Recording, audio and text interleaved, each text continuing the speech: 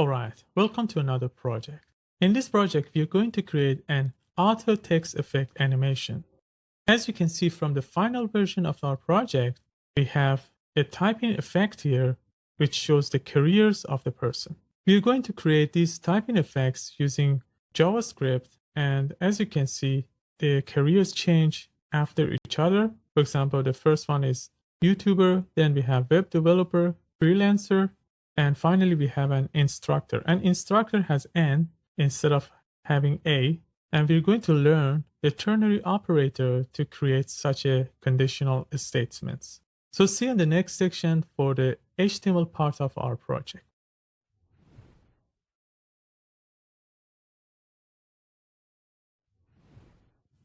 All right, let's start our project. First, we open the Visual Studio Code. We close the Get Started tab, and here we click on File and Open Folder. I would like to create the project as usual in my desktop, but you can create it anywhere you like in your computer. So we click here, and we click on New Folder button to create a new folder. We name the folder Auto Text Effect Animation, and we press enter. And here we click on select folder, and we close the Get Started tab again here. Now we can create our HTML file. So on the left side in the Explorer section, we right click and we click on New File. We name the file index.html.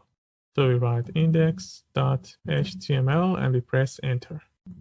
Now we have our index.html file here on the right side, which is completely empty, but we can use an exclamation mark to create an HTML5 boilerplate. So we write an exclamation mark and we press and choose the first auto suggestion. Here you can see the HTML5 boilerplate. We can use Alt-C to turn on the word wrap to see all the code. As you can see, now we have the doc type, which tells the browser what version of HTML the page is written in. And for HTML5, we just leave it as HTML. Then we have a HTML tag, which covers everything with the lang attribute that sets the language of the page, which is English in our case. Then we have the header and the body. Inside the header, we have 3 meta tags and a title tag. The chart-set attribute defines the HTML character encoding, and UTF-8 contains all the characters and symbols, and the users won't have any problem seeing our page, and it is recommended by HTML5. The second meta tag is for the Internet Explorer browser and tells the Internet Explorer browser to use the most recent rendering engine, which is Edge. The viewport meta tag tells the browser on how to resize the page, and here the first part tells the browser to set the width of the page to the device's screen, and also we have the initial scale or initial zoom level of the page to be 100%. Then we have the title tag, which sets the title of the browser. We open the browser here inside the Visual Studio Code using the live preview extension that we have installed. So we right click and we click on live preview, show preview. Here on the right side, we can see our browser, which is completely empty, but with the title document. Let's change the title to be the name of our project, which is Auto Text Effect Animation. We close the Explorer section by dragging this line to have more space, and we can see all the codes. In the body section, we just have a container. I mean a div with a class of container. And inside this div, we just have a h1 that's saying, I am a YouTuber. So later, using JavaScript, we're going to add some auto text effect that will change this YouTuber to other carriers like web developers or freelancer. So for now, we just hard coded the H1 here. So we can, in the next section, we can use CSS to style our page. So see you in the next section for the styling our project.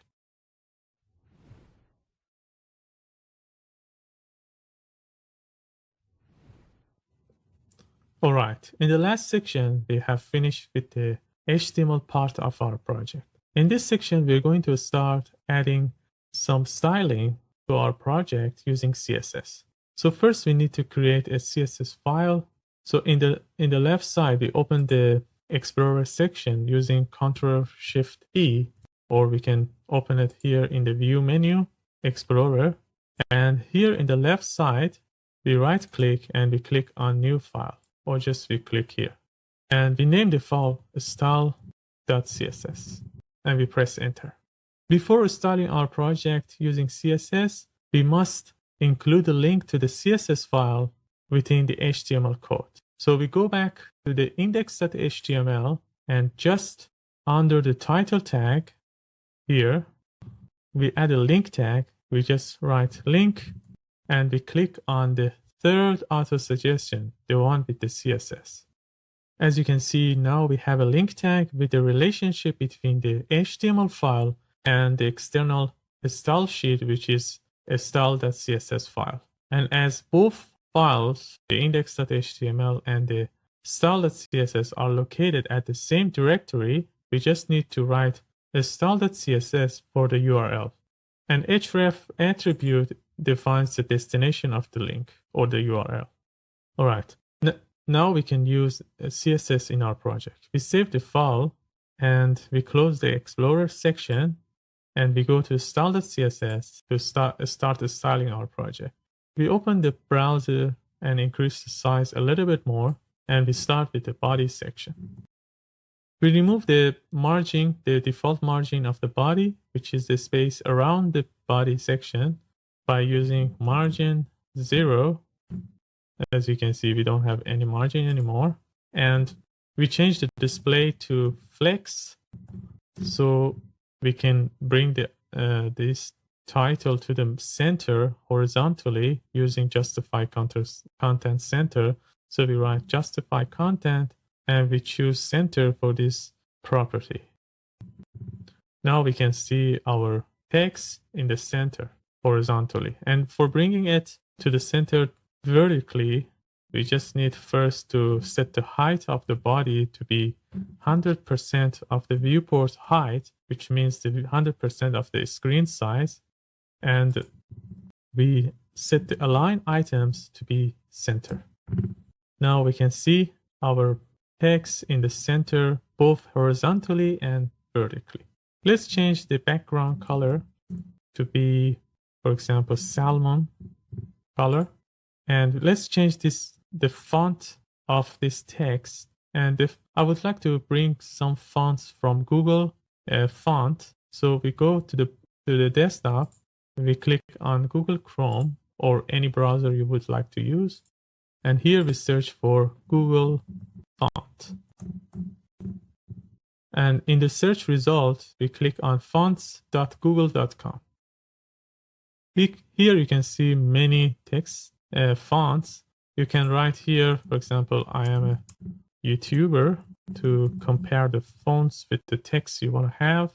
I have actually decided to have the font permanent marker for our project, but you can choose any font you like for your own project. So we click here and we select this style, and here on the right, we click here on the imports, and we copy the code in the middle of the style tag. So we copy it and we go to the VS Code, and just at the top before the body, we paste the code using Ctrl V. We can use Alt C to turn on the word wrap to see all the code. And now we can go back to the browser, and just under this code, we have font family, permanent marker, and a cursive marker backup. So we copy this, we go back to the Visual Studio Code, and just under this, we paste that. Now we can see the the font has been changed to the permanent marker. I think that's it for our CSS styling.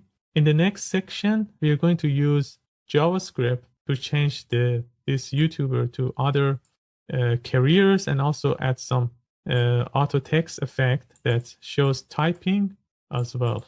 So see you in the next section.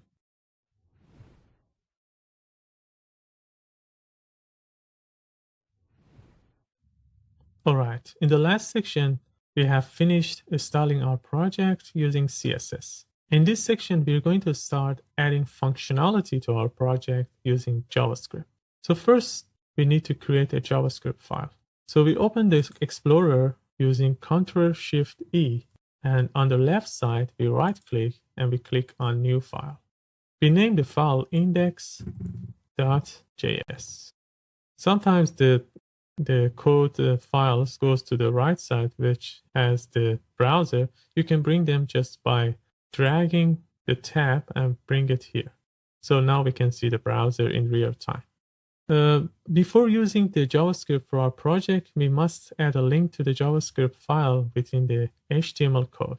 So we switch to the index.html file, and just under this div and at the end of the body tag, we just add a script tag. We just write SC and we click on the second auto suggestion, the one with the src. Now we have a script tag, and the src attribute defines the destination of the link. As both files, I mean the index.html and the index.js, are located at the same directory, we just need to write here index.js for the URL. All right, now we can use JavaScript for our project. So we go to the index.js. We close this Explorer section by dragging this line. First, we need to get the container of the project. I mean the div with the class of container, because we want to manipulate it inside this div. So for returning a div with a class, we just need to use query selector method. So we just write here constant, and we name the constant container element, and we write document.query selector, and inside a set of parentheses, we write the selector for that class, which is .container. We can use Alt-C to turn on the word wrap, and we can see the code clearly in that way. All right. The things we want to do is just manipulate this container. We just, for example, use container.element, and we change the inner HTML, for example, to an empty string or whatever you want to write, and you can see it here. So before doing that, because we want to add some HTML tag, so we add a backtick, and we just open the backtick, and we go back to the index.html, and we cut this h1 tag, and we go to index.js, and we paste it in the middle of the backticks. So we can see the same things we had now as before, but we want this YouTuber to be dynamic. We want to have more careers, so we make an array here. So we create a constant, and we set the array name to career or careers. We just create an array, and the first element would be the same one we had, YouTuber. We just make it capitalized. And the second career would be, for example, web developer. The third one would be freelancer. And the last one, just say, for example, instructor. All right. So in order to see the different careers here, we can delete this. And instead of this, we have some variable, and we target this carriers, and we just say, for example, the first element, we get YouTube. The second element, we get developer. We just need to change the index inside the array. 3, we get the instructor. All right. We set it to 0, So instead of having this hard coded, we can create a variable. We just say carrier index, and we set it to 0 as default, and we just, instead of this, we just write carrier index. All right, and so we just need to have bring this inside a function.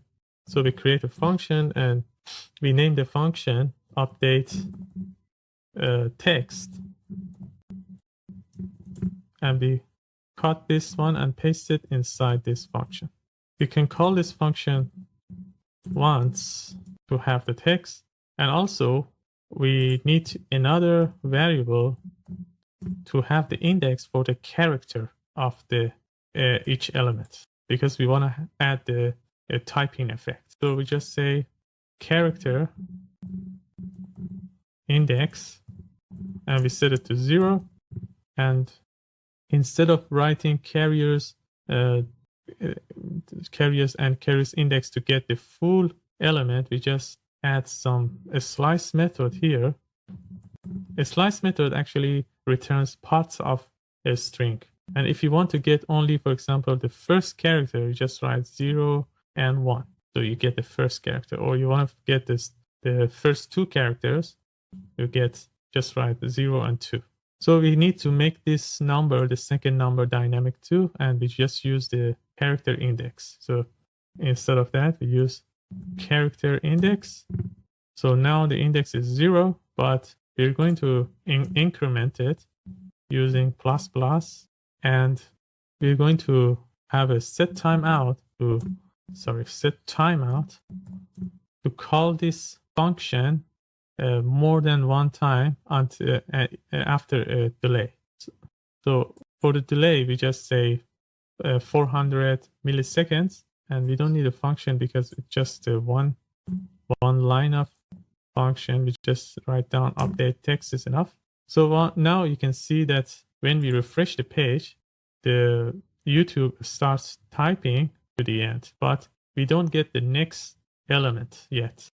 So we need to add a condition here. We just say if this character index reach to its end, which is this element length. So we just say carriers array, which is here, and we get the current index, the carrier index. So inside this, we just say carrier index. So now, and we just say dot length.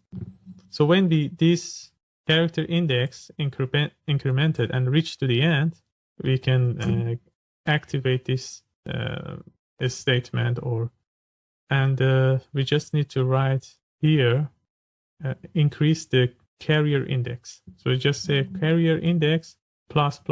So we increase it one time. So when YouTube finish, goes to the next one. But we need to reset the character index as well. So it comes to the first for the next element. So we get YouTube. Sorry, we should set it to 0, not increment. Yeah. Now we get YouTube. After that, we have developer, and we have freelancer, and finally we have instructor. But after instructor, it stops. And the reason we don't get the last letter is we should put this character index ++ at the top, not after this. So we cut this and bring it to the top. So now we get all the elements correctly. So here the YouTuber we should add a raw R here. So we have freelancer, instructor, and after instructor it stops working. In order to reset it again, we need to reset the the carrier index to 0 as well. So we add a condition here. We just say when the carrier index reach to its end, which is the number of this array. So it's carriers.length. So in this case, just set the carrier's index to 0. So now we have YouTuber, web developer, freelancer, and finally we have instructor, but we have a here instead of having an. For instructor, we need to have a n instead of a because we should say I am an instructor. So in this case, we need to change this hard-coded a here. So we have I am a. Instead of a, we create a variable. And we just say if this the element, which is a carrier, carriers, and the element we can get by just saying carrier index. If this one, the first character of this one, then we can use a slice again, and we get just the first character. We just say if this one is equal to I for instructor, so we just say use n, and otherwise just use a. So now we have I am a YouTuber, I am a web developer, I am a freelancer, and finally we have I am an instructor. Yeah, that was a quick project, but it had too many things that you could learn.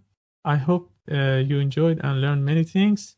If you have any question, please let me know in the Q&A section. But see you in the next project.